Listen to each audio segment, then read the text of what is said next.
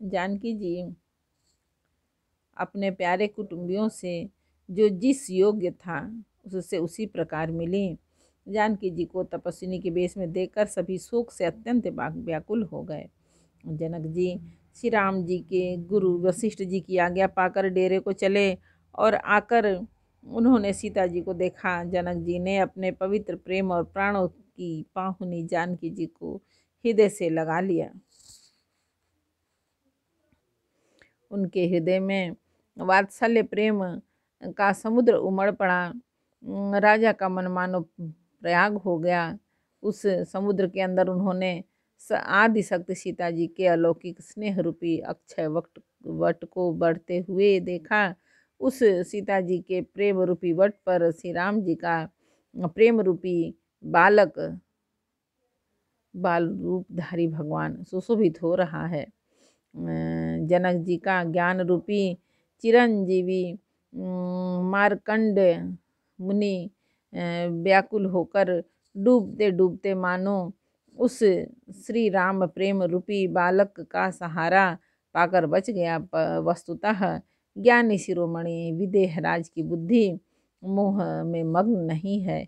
यह तो श्री सीताराम जी के प्रेम की महिमा है, जिसने उन जैसे महान ज्ञानी के ज्ञान को भी विकल कर दिया है। पिता माता के प्रेम के मारे सीता जी ऐसी विकल हो गईं कि अपने को संभाल न सकीं, परंतु परम धैर्यवती पृथ्वी की कन्या सीता जी ने समय और सुंदर धर्म का विचार कर धैर्य धारण किया। सीता जी को तपस्विनी वेश में देखकर जनक जी को विशेष प्रेम और संतोष हुआ। उन्होंने कहा, बेटी तूने दोनों कुल पवित्र कर दिए। तेरे निर्मल यश से सारा जगत उज्जवल हो रहा है, ऐसा सब कोई कहते हैं। तेरी कीर्ति रूपी नदी देव नदी गंगा जी को भी जीतकर जो एक ही ब्रह्मांड में बहती है, करोड़ों ब्रह्मांडों में बह चली है। गंगा जी ने तो पृथ्वी पर 3 ही स्थानों हरिद्वार, प्रयागराज और गंगा सागर को बड़ा तीर्थ बनाया, पर तेरी इस कीर्ति नदी ने तो अनेकों संत समाज रूपी तीर्थ स्थान बना दिए। पिता जनक जी ने तो स्नेह से सच्ची सुंदर वाणी कही, परंतु अपनी बड़ाई सुनकर सीता जी मानो संकोच में समा गई। पिता माता ने उन्हें फिर से हृदय से लगा लिया और हित भरी सुंदर सीख और आशीष दी। सीता जी कुछ कहती नहीं है, परंतु मन में सुकुचा रही है कि रात में सासुओं की सेवा छोड़कर यहाँ रहना अच्छा नहीं है। रानी सुनैना जी ने जानकी जी का रुख देखकर उनके मन की बात समझकर राजा जनक जी को जना दिया। तब दोनों अपने हृदय में सीता जी की शील और स्वभाव की सराहना करने लगे। राजा रानी ने बार बार मिलकर और हृदय से लगाकर तथा सम्मान करके सीता जी को विदा किया। चतुर रानी ने समय पाकर राजा से सुंदर वाणी में भरत जी की दशा का वर्णन किया। सोने में सुगंध और समुद्र से निकली हुई सुधा में चंद्रमा के सार अमृत के समान भरत जी का व्यवहार सुनकर राजा ने प्रेम विहल होकर अपने प्रेमासुरों के जल से भरे नेत्रों को मूंद लिया। वे भरत जी के प्रेम में मानो ध्यानस्थ हो गए। वे शरीर से पुलकित हो गए और मन में आनंदित होकर भरत जी के सुंदर यश की सराहना करने लगे। वे बोले, हे सुमुखी, हे सुनैनी, सावधान होकर सुनो। भरत जी की कथा संसार के बंधन से छुड़ाने वाली है। धर्म, राजनीति और ब्रह्म विचार, इन तीनों विषयों में अपनी बुद्धि के अनुसार मेरी थोड़ी बहुत गति है, अर्थात इसके संबंध में मैं कुछ जानता हूँ। वह धर्म, राजनीति और ब्रह्म ज्ञान में प्रवेश करने वाली मेरी बुद्धि भरत जी की महिमा का वर्णन तो क्या करे, छल करके भी उसकी छाया तक को नहीं छू पाती। ब्रह्मा जी, गणेश जी, शेष जी, महादेव जी और सरस्वती जी, कवि, ज्ञानी, पंडित और बुद्धिमान सभी किसी को भरत जी के चरित्र, कीर्ति, करनी, धर्मशील गुण और निर्मल ऐश्वर्य समझने में और सुनने में सुख देने वाले हैं, और पवित्रता में गंगा जी का तथा स्वाद मधुरता में अमृत का भी तिरस्कार करने वाले हैं। भरत जी असीम गुण संपन्न और उपमा रहित पुरुष हैं। भरत जी के समान बस भरत जी ही हैं। ऐसा मानो सुमेरु पर्वत को क्या शेर के बराबर कह सकते हैं, इसलिए उन्हें किसी पुरुष के साथ उपमा देने में कवि समाज की बुद्धि भी सकुचा गई है।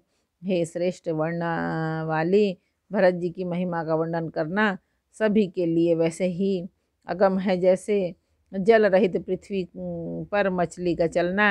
हे रानी सुनो, भरत जी की अपरिमित महिमा को एक श्री रामचंद्र जी ही जानते हैं, किंतु वे भी उनका वर्णन नहीं कर सकते। इस प्रकार प्रेम पूर्वक भरत जी के स्वभाव का वर्णन करके फिर पत्नी के मन की रुचि जान कर राजा ने कहा, लक्ष्मण जी लौट जाएं और भरत जीवन को जाएं, इसमें सभी का भला है और यही सब के मन में है।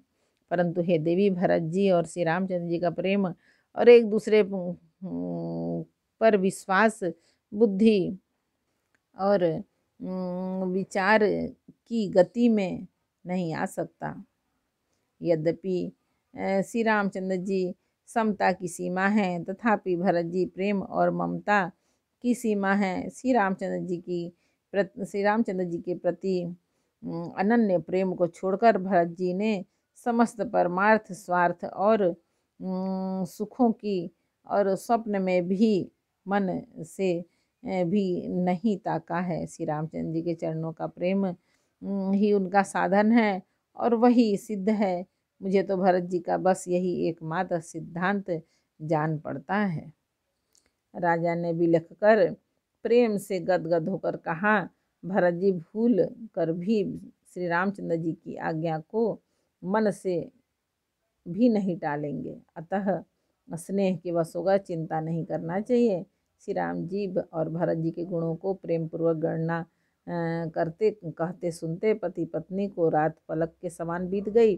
प्रातः काल दोनों रात समान जागे और नहा नहा कर देवताओं की पूजा करने लगे।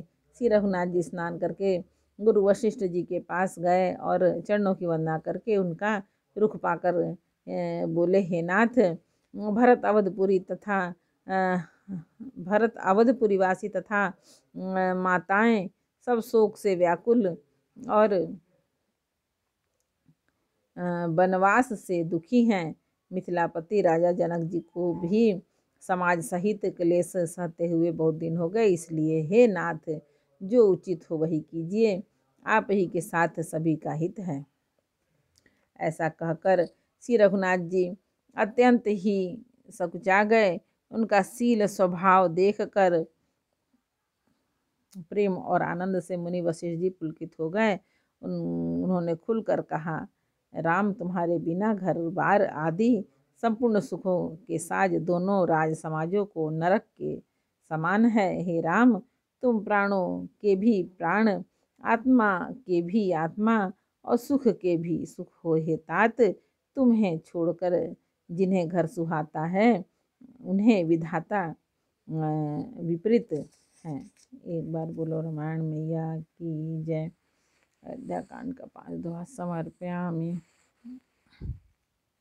जय श्री राम। जानकी जय।